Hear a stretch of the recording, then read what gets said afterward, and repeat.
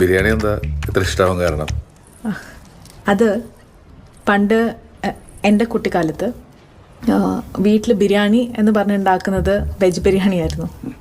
ഇവിടെ വന്ന് ഈ ബിരിയാണി കഴിച്ചപ്പോഴാണ് മനസ്സിലായത് അത് പുലാവ്, ഇതാണ് ബിരിയാണി.